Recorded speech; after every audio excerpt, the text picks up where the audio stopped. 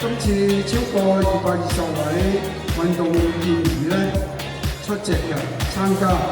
我見到咧大家對匹克球嘅運動嘅熱誠同埋一個積極嘅參與。元朗區體育會近年更大力去推動，除咗舉辦訓練班之外咧，亦定期舉辦咗有啲賽事啊。嚟緊又係成立咗元朗區匹克球代表隊之後咧，希望能夠咧更加培育更多嘅運動健兒嘅。喺度本人謹代表元朗區體育會多謝幾位嘅主禮嘉賓同埋各位嘉賓嘅配合出席，各方好友